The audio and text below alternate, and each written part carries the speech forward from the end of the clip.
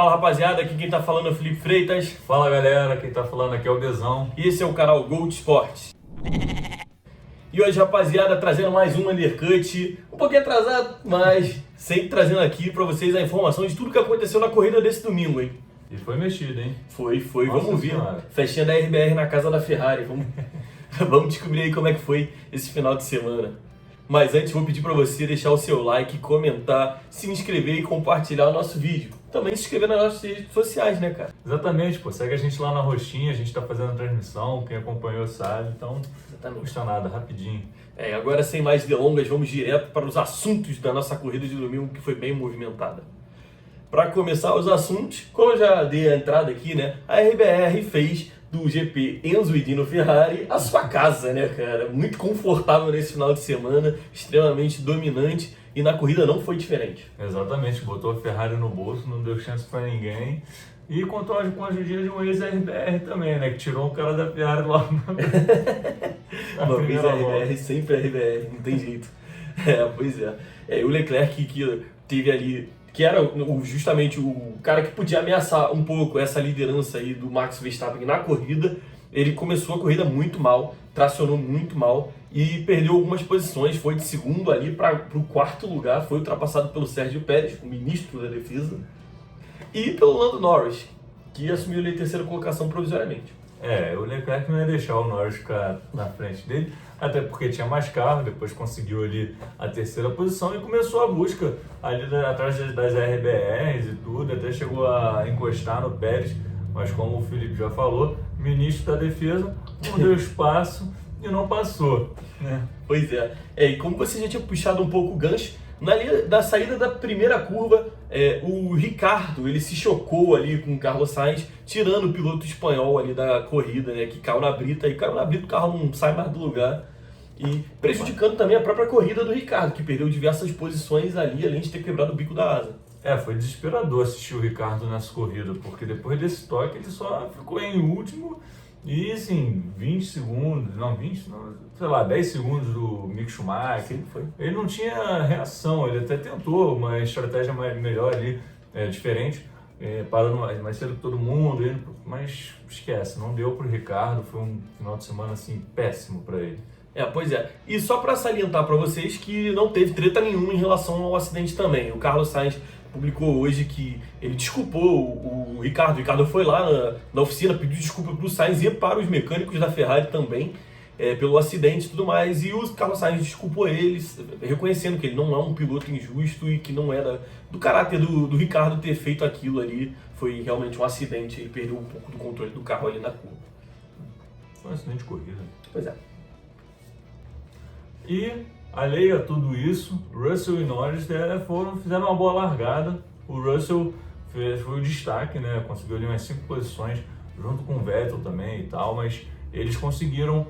O Norris conseguiu se manter na posição que ele se classificou, em quarto, né? Até, como a gente falou, passou para terceiro, mas depois foi ultrapassado. Mas, de qualquer forma, o Russell, que estava em 11º, subiu para sexto lugar, com uma Mercedes que está com muitos problemas, com pouca confiabilidade, né? Pois Enfim.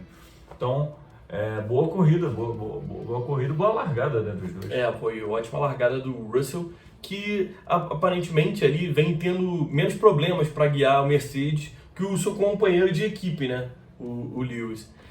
Antes de falar do Lewis, a gente tem que falar também do acidente que ocorreu ainda na primeira curva, ali no início, entre o Alonso e o Mick Schumacher, né? Cara, se você for reparar, o Mick Schumacher, ele tinha se classificado bem, ele já estava ali, se eu não me engano, na zona de pontuação e tudo mais. Infelizmente, a sorte não acompanhou o piloto alemão, o jovem piloto alemão, e ele se chocou com o Alonso, até girou, né, saiu da pista, foi parar em último, enquanto o Alonso teve uma cratera no seu carro, né? Foi muito engraçado, gente, na transmissão, daqui a pouco entra o Alonso no box, na verdade mostra o carro do Alonso com um rombo. Sim. E a gente, o que aconteceu? Recuperaram a imagem, tinha sido esse toque aí que atrapalhou a corrida do Alonso e ele teve que sair. Pois é, né? Coitado do Alonso, teve que abandonar a corrida. E agora, assim, entrando no assunto do patrão, o Hamilton, ele teve problemas ali durante a corrida. Depois que ele saiu da 10ª posição ali, numa parada ali que a Mercedes meio que complicou a vida dele. Ele não conseguiu retomar o ritmo e não conseguiu voltar à zona de pontuação, cara. Como eu disse, realmente a Mercedes ali atrapalhou muito a corrida do Hamilton e o Hamilton já vem tendo muito problema para se adaptar ao carro novo.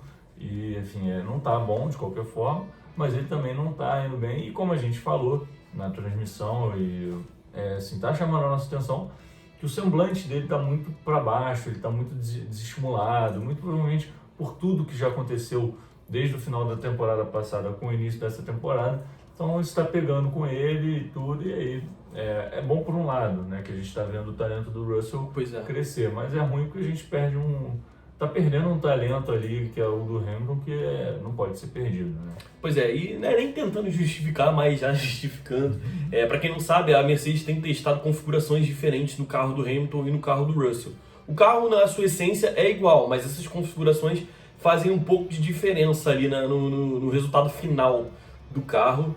E o Russell tem se adaptado bem melhor a essas configurações, talvez estejam acertando mais no carro do Russell do que no do Hamilton. Contudo, como o Bezão disse, né, essa falta de estímulo dele ali é bem visível e com certeza está influenciando no desempenho do Hamilton, que é um cara que foi acostumado sempre a disputar as cabeças desde o início da sua trajetória na Fórmula 1, trajetória essa que tem vídeo aqui no canal. Exatamente, está subindo o card dele. Exatamente.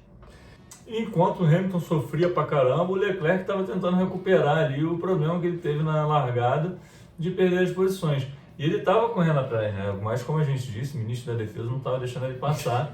Só que ele chegou, né? Só que ele estava puxando muito, ele estava forçando muito o carro, até que na 54ª volta ele subiu numa zebra ali, perdeu o controle do carro, acabou batendo nos pneus, não teve grandes danos, porém atrapalhou porque ele caiu para 6 posições, foi para 9º, né? E aí teve que parar no box, trocar asa, etc.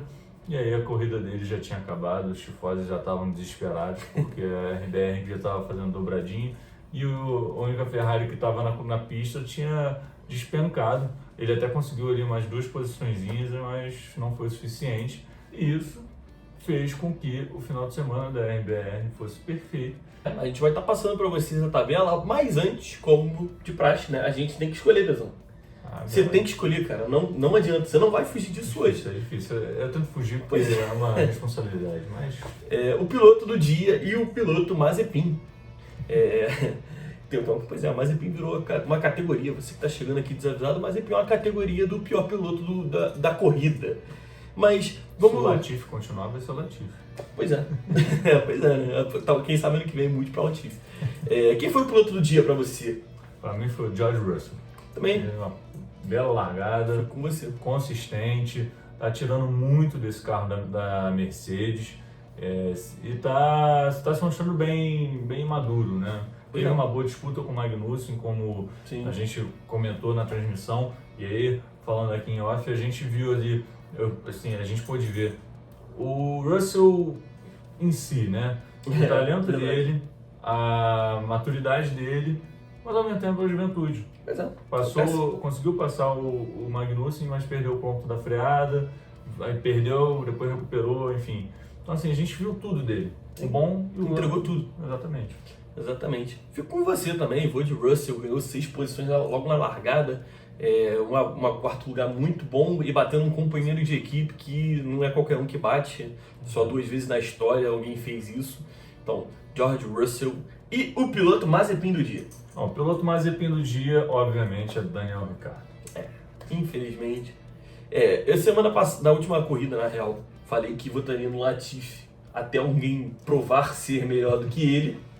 Mas eu acho que chegou o momento, o Daniel Ricciardo conseguiu fazer uma corrida nível Mazepin, né? Onde até as peripécias que ele inventou lá não deram certo. Foi péssimo, assim, como a gente já falou agora mais cedo, foi horrível a corrida, atrapalhou a corrida do Sainz. E é isso, as tentativas dele ali na corrida não deram certo, não sei o que aconteceu. Ele deu uma entrevista depois dizendo que o carro ficou danificado, etc. Mas, enfim, ele também não está vindo bem, então não acho injusto a gente falar que ele é o Mazepin do dia, não. Pois é. Agora a gente vai passar para vocês a tabela atualizada, tanto dos pilotos quanto dos construtores. Vamos falar dos pilotos primeiro. Em primeiro lugar tem o Charles Leclerc com 86 pontos.